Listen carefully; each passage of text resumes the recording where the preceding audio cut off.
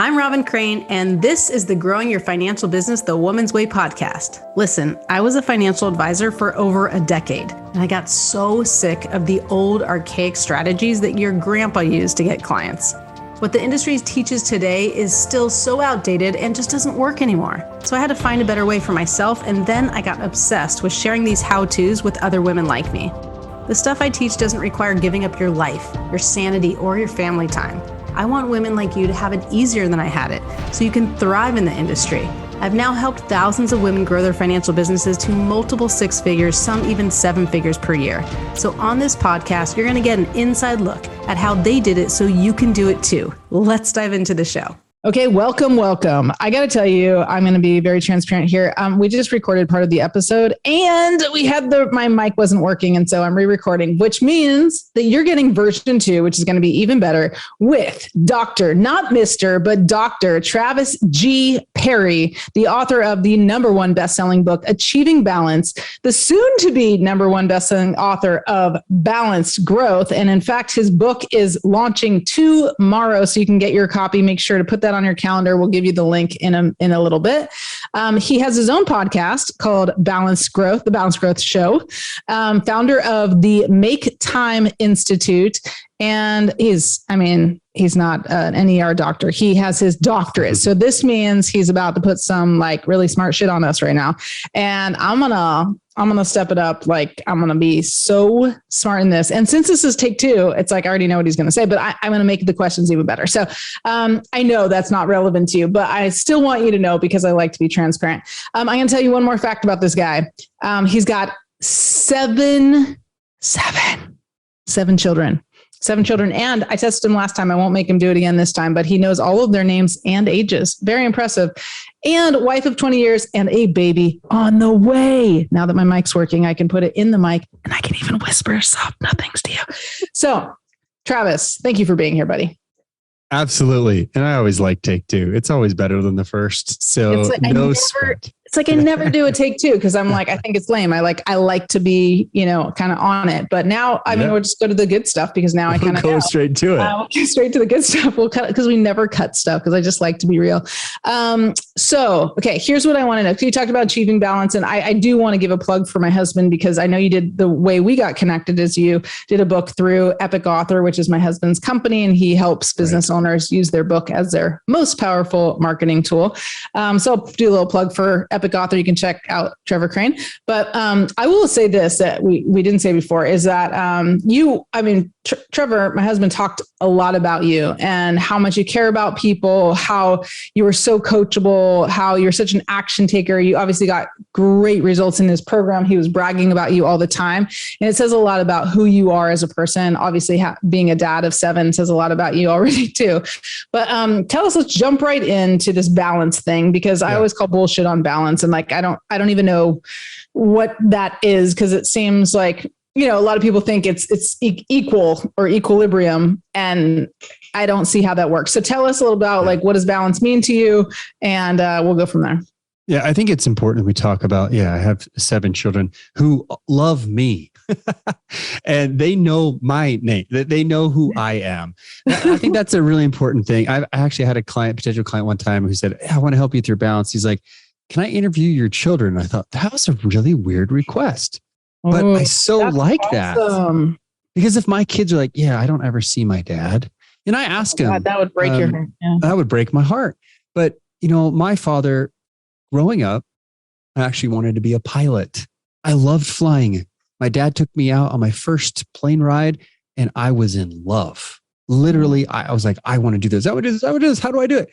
For a couple of years, I thought I was going to be a pilot. And then I started interviewing them and I found out that they all lacked balance. They were controlled by the commercial airplane, the airlines. And I was like, you know what? I love this. I love this feeling, but do I want that for my family? And at age 21, I had to make a really grown-up decision. And I said, that's my passion, but it's not my purpose. I had a very similar experience. It was not about piloting or flying or anything in the sky, but it was a pie in the sky dream.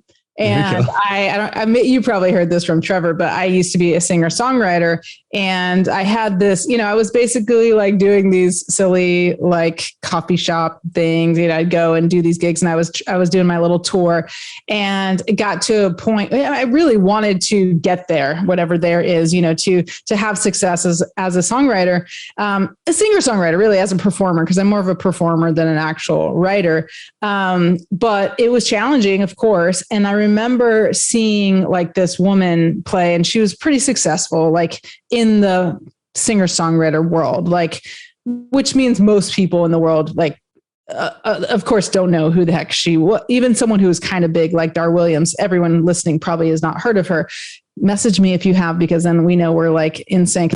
But, and then I was thinking about like, how much money did she make? And does she have a home life? And like, what's her family life like? And I was like, I thought that like, even if I made it and I wasn't that good, but I thought like, I'll probably be making 60 to 100 grand a year, which seemed like just a struggle, which didn't need, it's like, not like I needed a ton of money, but it just felt like a lot of work being on the road. And then the number one thing that got me to throw in the towel and say like, I don't want to do this, was after touring for like a year and a half, I was like, this path does not, like, the road does not end where I want it to end. Like, it's going to, like, even if I get what I want, it's not what I want. And it was exactly like you said, like I would have been semi-successful, because if I work hard enough, I can be successful, even if I suck. Like, I know I could do it.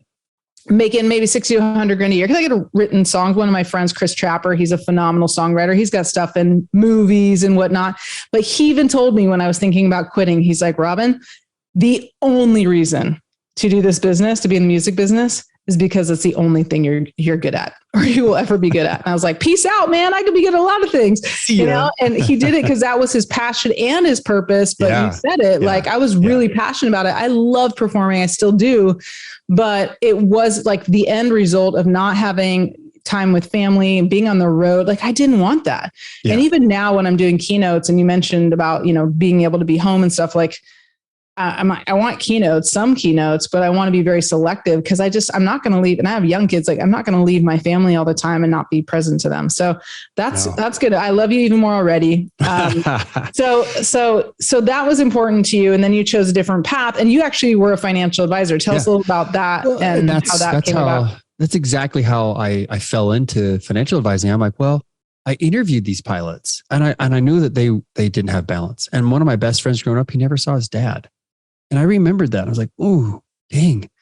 So when I figured out that wasn't the path forward, and I saw my own father, who was a business owner, and quite honestly, he wanted me to take over his business. That's a story for another day. We won't even get into that. But what was the business? It was a plumbing business, and he made great money. Oh. And, it wasn't my passion. It's not. Did you see a lot of your dad and a lot of his crack? My dad was not a plumber. In fact, that I will tell you this: they always tucked in their shirts, and they were the kind of you would like these plumbers. We would put construction paper on all the hallways. We would clean the rooms. Like, we were known as the clean plumbers. So no butt cracks and no dust all over the place. I had to crack that joke. Okay, you had to crack it. I'm done. You're good. Okay, keep going. Keep going. See, second round is better. I did not crack any of those jokes.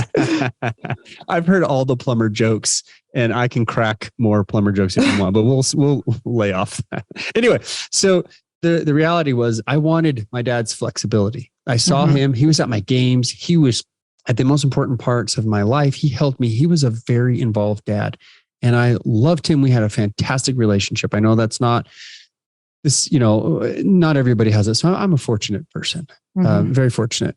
So, and there's two parts to this. One, I started interviewing other business owners. I'm like, well, I don't want to take over dad's business, but what could I be? What could I become? And I found financial planning. I was like, whoa, they have flexibility. They make lots of money, and that was a big thing. I wanted to have a big family, and obviously we do. I want to provide for them. I didn't want to have a poor family that was just, struggling all the time. It's stress. Financial stress can kill you. And so I wanted some of those things. I really gravitated to the industry. But here's the thing. I went to school, got married, we had children. I started my own business, and I fell into what I call the workaholic trap. I outline it in my book, Achieving Balance. And I talk about this from a financial advisor's perspective. I worked with financial advisors and, I asked them a lot of these questions, but I found out that I was stuck there. And someone who wanted nothing to do with being a workaholic, I realized because I started my own business as a financial planner, I was right there. And here I am trying to do everything at the same time. So balance is not equilibrium. Balance is not doing everything at the same time. Balance is living your highest priorities. Now, I didn't learn this lesson until my father at age 49. I was 26. My father passed away from a heart attack. Oh, I'm so sorry. We call it the widowmaker for a reason, because one of the very first symptoms that you experience is death. The heart has several main, arteries that and several other arteries that come in and out. And of the four main, one of them was 90% clogged and he had no clue. Because blood pressure is just that over time, interestingly enough, kind of a plumber analogy, that pipe was clogged. And ironically, here's a guy who goes around and helps everybody out with their plumbing. And he didn't know that his own heart on a mountain bike ride, like he's trying to be healthy for Pete's sake, passes out. His friend, who's an EMT, works on him for half an hour before the helicopter shows up. They pronounce him dead at the hospital. It's really dramatic. I was floored. My mom was just destroyed. And I helped her as a financial advisor. Do all the things, plan the funeral, do the obituary, help her pay off her home, do the life insurance transaction. My very first life insurance claim was my own dad. Oh, killing me, man. So you would think, gee, Travis, like you should be this incredible financial advisor and just go out there. And like people ask me all the time, why don't you just stay in the financial planner? I did. And it actually made me super passionate about what I did. But because I was so passionate, I wanted to help people with their health. And I saw their health problems. I saw their relationship problems. And even people who were making great money, I saw their financial problems. And I'm like, well, managing money and helping them with their goals isn't enough. I wanted to do more because of my dad. And I'm like, okay, I can't bring back dad. I do believe I'll see him again, but I can't bring him back. But what I can do, I can help other people save their lives now. So do you believe that what you do now is like really helping with health, and had your dad had more balance, like you think it would have prevented him from having a heart attack? Yeah, I think he had lots of flexibility. And so he would break away and we would do these things. But I do think he struggled with balance. His heart was in the right place. Ironically, his heart was in the right place. It just wasn't physically as healthy as he thought. Is it because like when you don't have that feeling that you're in balance where you're making time for the highest priorities, that, I mean, like you're saying about the heart, like it's stressful. It's like weighing on your heart. It's like this feeling of being torn, there's a lot of analogies there, but just like, you're kind of torn up inside, that like, it feels stuck when you have that, even in my throat now, I'm just emotional because of the story, but like, it feels like there's something stuck when you're acting one way and you want to be somewhere else, or you want to be spending time somewhere else. And I fully believe, I started listening to like Joe Dispenza and I'm like super excited to listen to more, but like, I really believe that we can heal ourselves and we can, control all that. And I have ulcerative colitis. And it actually went away for a long time when I was pregnant and breastfeeding. And then it came back just recently, like at the beginning of the year. And I was like, I don't want to just get on medication. Like, I know my body can heal this. I know I'm capable of this. And I came to realize I was more stressed than I let myself believe. I've been working on that, but also like changed my diet and all the things. And like, it took 2 months, but got rid of it. And I don't know that it's gone forever, but it's like controlled, and I feel really good about that. And I've been working I hate to say working so hard, but intentionally on being better, and balance is not what I would usually describe it. as I have had that equilibrium feeling that that's what balance means, or that's what a lot of people say. And I think that there's no such thing as that, but I love your definition. And I think that makes a lot of sense for me in my life, because I used to, when I was a financial advisor, when I was doing like money coaching, I taught something called money parenting, which is how to raise financially responsible kids by leading by example. And, I found that, that it was like this, when I always said, don't give your kids presents, presents, give them presence, as in more time and presence with them. And I do feel like I'm very much, when I'm working, it's not like I'm fully present, but with my business, like I love what I do, and not all the time, but a lot of the time. And then I'm trying to be more present, especially with my 16-year-old, more present with them, and really talk to my kids and more present with them. And that it's not necessarily about the time I spend, but it is about the quality time that we spend together. So I love that. Great points. And again, for me, I was starting to feel that pull, and that pull that you described. Psychologists call it cognitive dissonance. When you are struggling or believe two opposing ideas at the same time, causes stress. And I love to explain it like this, because I know I'm a little bit of a lead foot. And when I hit that stoplight and it goes yellow, we have to make a second decision. Do I slow down or do I keep going? And if you hesitate, you start to get that feeling in your stomach that goes like, that is the physiological experience of cognitive dissonance. Because you have an idea at the same time, two opposing ideas at the same time, they're saying, go, slow down. And if you don't make a decision, you're stuck and you're frozen. And I think that's where a lot of business owners are. They're like, I want to be more here with my family. I want to be more present, like you talk about. I want to work on my health, or I want to connect with God. And they just choose to be frozen. And they're stuck in this, what I call the workaholic trap. So once my father passed away, I went through a whole transition. I got mentoring. I got help from my church, from mentors, from coaches. I did a PhD in understanding human development, how the brain thinks. I did a master's in psychology first, and then, also learned about families. I had a joint PhD. So it was in human development and family relations. But that was after you were a financial advisor. This was after. I actually said, I have to leave the industry completely. I have to go and go back to school, leave it. And in order to become, I call myself Balance Man. Like Balance Man had to show up to fight off. I really hope you get a superhero outfit for that, man. I can picture it right now. You got to have that on your podcast. One day you just got to walk out as Balance Man. Heights and everything.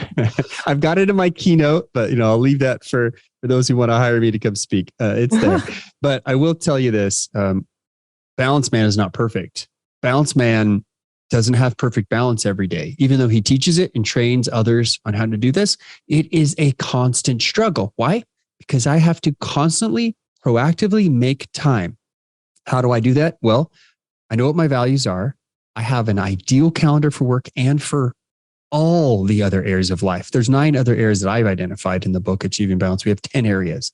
So there's no way in the world you have equilibrium in 10 areas. It's impossible. You can't spin all the plates. You can't be everywhere at the same time. You have to choose. Those who make time for their highest priorities will feel balanced. Priority management is more important than time management. Although time management's important, time management should just be a product of, well, gee, I want to make time for these things that are important.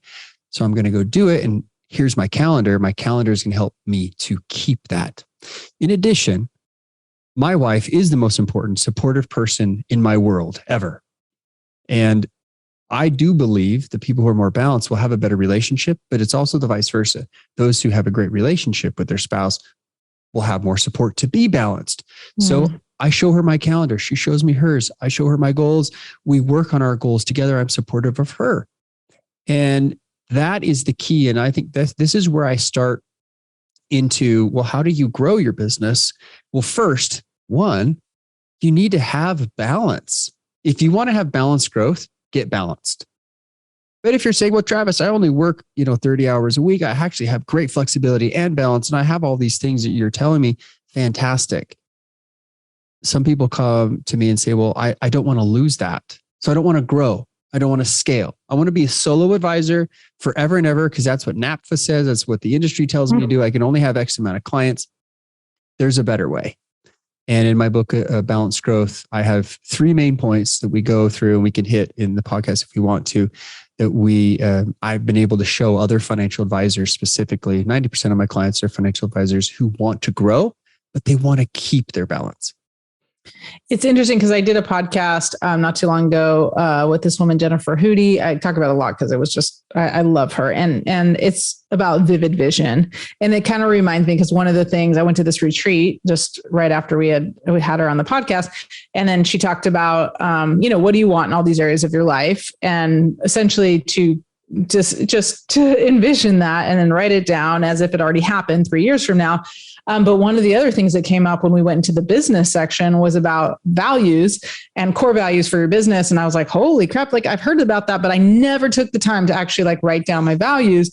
And we never had values for the company. And then so if we didn't have them, we definitely didn't talk about them.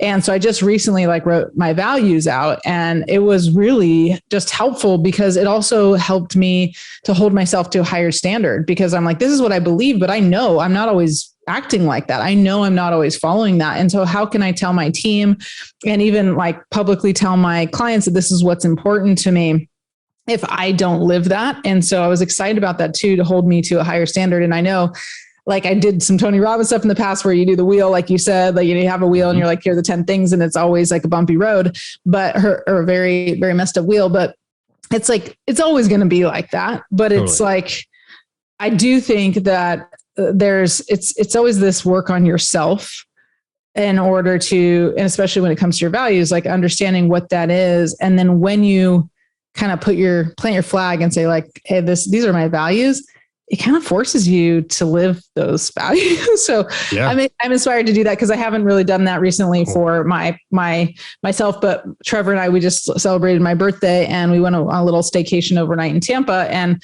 we were talking about family values, and we started vision boarding with the kids when we came back just after the weekend. And then we started like talking about, well, here are some of the values that we want to indoctrinate in our kids so that we are holding to them. Like one of them is just like to be nice, because when they're whiny and cranky and all that, it's like, they're not really living the be nice thing. And I as well do not always respond nicely, So if I have the standard that I'm going to hold them to and they understand it and I understand it, I think we'll all do better. So I love that. Well, Amen. Before you tell us these 3 things, and maybe, you can tell us real briefly the 3 things, sure. But then they can go get your book. But tell them where to get the book, just in case they have the attention span of a child, of a human, I should say, just so they don't miss it, because tomorrow again is the launch. Please support him, because it's really important that you buy it tomorrow, like on the day, because when you go for #1 bestseller, which is really important for credibility, and also it's a fun goal, that you do it on that day. So it's actually important to buy it tomorrow. And usually what they do, I'm assuming you decrease the price. Like, so it's a really special deal tomorrow as well. Tell them about it. I'll tell you where you guys can go on this one. And I really appreciate that plug. You can go to balancedgrowthbook.com, balanced with a D, growthbook.com. And you bring up a really great point that segues, family is the most important supportive unit in your life. If you don't have a supportive family, friends, they become kind of your quasi family anyway. But if you're married, you have, family members, share with them these goals, share with them what your direction is, and teach the next generation to be focused on their values and their highest priorities, because that's going to help them be more balanced in their life. You can give them the gift of balance. That said, if you want to grow your business, I had a coach come to me and she's like, Travis, we're both serving financial advisors. You're killing it. I'm not. What's going on? Can you teach me your ways? I'm like, nope, that's not what I do. In fact, and Trevor was part of this. He helped me, mentor me in part of this process I now call the balanced growth method. But she's like, well, can you just help me a little bit? And I was like, you know what? Listen, if I'm helping you, I'm not helping others with balance. And she said, that's the problem. I'm trying all these marketing things. I'm trying all these things everybody are telling me to do. and I'm pulling my hair out. I feel like I'm losing my balance. Oh, okay. So let me pause a second because I didn't quite understand that story. Yeah. So I might be too tired. It's very possible because I didn't sleep enough and it's late today and I've recorded a few podcasts. But when you said she came to me, can you help me with my business? She was basically like, can you be my business coach? Not just like help, because you're like, yeah, of course I'll help you, but can you veer from what you're good at kind of and be my business coach? And you're like, no, because I like money and I like saying yes to clients and I love you, but like, that's not my core competence. And this is what I do. And you probably, the end of the story I'm probably ruining is that you realize if they have this, they can grow their business and they will. You nailed it. You absolutely nailed it. I didn't understand, but then while I was understanding, I figured it out. Okay, finish. I'm sorry to interrupt. No, you're good. There's probably other people in there who are going, what's he talking about? So I appreciate that a lot. Because what happened was she convinced me. It's like, listen, I'm losing my balance. And honestly, seriously, I never thought that, oh, gee, you achieve balance and somehow you lose it because you start growing and scaling. I'm like, it's just how I operate. I've always only worked 25 hours a week. And I've given, time to my church and to my family and all these other places because those are my priorities. And if people just do that, they'll be fine. But then I thought, well, gee, they're missing out on the marketing piece. What is it? What has helped them? So there are really 3 keys.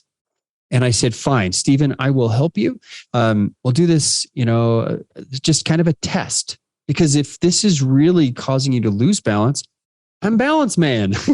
I want to help you. I've got to put on my cape. Get the cape, I come man. To rescue. Yeah, I know. But superheroes shouldn't have capes, right? I learned that from another. No, but they do need tight tights. All right. So, as I began helping her, I realized, oh my goodness, she's killing it. Wait, so her name is Stephen? Is that what Stephen Gwinup. And actually she serves financial because I got so confused. I thought you said it was a woman. Not that it matters, but I got a girl. She goes by the girl named Stephen. Yeah. I feel like that should be a song. That should be a song. That's a good write it. It's like the boy named Sue, right? Right. Okay, keep going. I know. He goes with it. You're like, shut up. The listeners are like, please let him speak. Please let him speak. I know I'm going to get. I'm like, no, I'm drawing you in so you listen to the end of the podcast. Yes, here comes the really important part. Let's do it. 6 months later, she tripled her business. And, somebody who says, well, gee, I have really great balance. We actually, through the process, the balanced growth method, she was working 10 hours less because she became more efficient. She was able to delegate more, use automation. Anyway, long story. And it's on my website. If you go to maketimeinstitute.com, Stephen Gwinup, she's one of our testimonials. What I love about that is that set me off as I was working with financial advisors who were struggling with balance. I found this again and again and again. And I realized that if I don't tackle the growth part, I can set people up basically to fail. They become balanced and then they lose it because they start scaling. They start growing. And I don't want them to be stuck in a mindset of, I'm afraid to grow and scale because look at my friend or look at my business partner. My balance. Their life is horrible. And Travis taught me to be balanced. So I was like, oh, snap. I don't want to. What have I done? And I don't think that was an unintended consequence that I want to rectify. No, it's just like next level shit. Level. Yeah. So, if your viewers are on YouTube, they can see my balanced growth book. We've already got it started. The 3 keys of this are, number 1, once you achieve balance, that's great. Keep the balance, keep it coming. But number 1, who is your ideal client? Who is your ideal client? Now, you mentioned this, Robin, like, hey, this is my passion. This is what you do. You don't want to lose that focus. So many times we lose that focus. We lose who is it we're actually seeking to help. You need to know everything about them. Demographics, psychographics, how they think, what they feel, what it is they're interested in, their values, know their values. And it's super important to know who they are not. If you're like, hey, I'm a financial advisor who loves working with doctors and I absolutely hate working with engineers. There's a reason, right? The doctors are going to take your advice. The engineers are going to question every single thing. Anyway, but if you actually love engineers and you hate working with doctors, just know that that's who you serve and serve them well. So many financial advisors I work with, they struggled at first knowing who their niche was. Oh, I help professionals. Really? Who are they? Mortgage professionals, accounting professionals. Oh, I hate accountants. Well, then don't work with them. They don't light you up. If you get a call, text, and email from clients who you're like, oh crap, I don't want to talk to this person. That's a problem. That means you're not working with your ideal clients. And I believe in the Pareto principle. You should have at least 80% of your clientele, people who just light you up, you love working with, or work is going to be a struggle. And you're also doing yourself a disfavor because if you're working with that client, you're not able to bring on another client who you could be working with. So that's the first. Know who it is you're serving. And by the way, we do have a podcast episode that I did, episode 94, back on November 2022, how to find and clone your ideal client. So if you don't know how, there's some help there, but definitely get his book so you can learn more there. I'll just do a little plug there because you might have missed that episode. So good. All right, give us the other two and then we'll have to say goodbye because I want to make sure that they get it, but they still get the book. I'm going to, leave them hanging a little bit. You need the book, man. Get the book. I mean, girl or man or anyone. Number 2. Or ideal client. You cannot duplicate yourself. You have to have systems. And systems meaning if you're asking people to hire you, you're probably doing it wrong because you're setting them up to always bug you, always talk to you, always email you. Even if you're solo, you can get help. You have systems and automation and tools and maybe virtual assistants that can help you in the process. Build systems that are transformational. If a client comes to you and they have a good experience, it's not enough these days. They have to have an actual change where I was this way, now I'm this way after working with your team. That's number 2. We talk all about it in the book. Number 3, and this is where Trevor and I and you and I, we totally agree. A book is your best marketing piece. However, it shouldn't be the only marketing piece. I believe in podcasting. That's why, I jump on podcasts with you and I have my own podcast. I also do live events where I bring people to these events. So a book is fantastic, but I call this inviteology. Inviteology is finding a common ground, something that person that your ideal client is, and you also have in common. And for example, it might be that, I want to interview for potentially being in my book. And I know you talk about this, but it could be, I want to have you on my podcast. So when I was, trying to get Achieving Balance out there, I got on Michael Kitz's podcast. He called me. And I was like, gee, I could be on there tomorrow, Michael, and we did jump on pretty quick, but then I had him on mine and I found out that quickly I could invite ideal clients to my podcast. And a lot of times after we were done with the podcast session, they would hire me. They'd be like, hey, can I get some help from you? I've done this with webinars, with in-person events. It doesn't just stop with a book. You can continue to use all these different methods. So you'll find me doing webinars a couple times a month on the Balanced Growth Method. And we bring in new clients that way. But whatever you do, inviteology simply means it's got to be a win-win for them. They've got to get a little bit from it, and maybe it scratches their ego a little bit, or it gives them some recognition of being on the podcast or whatever. But you invite them in and you interview them through their process, and then they ask you. This basic 3-step process, I outline it more in detail in the Balanced Growth book. You want to grab that, balancedgrowthbook.com. We actually have on June 22nd, tomorrow, have a deal. You can basically get it for free. It's 99 cents. We'll have the Kindle version available for you. And I'll have a bunch of bonuses, other trainings, but you want to go to the website. Yeah, you can get it on Amazon and that's helpful. But if you want the bonuses, you want these other trainings, I'm going to have a ton of stuff for you at balancedgrowthbook.com.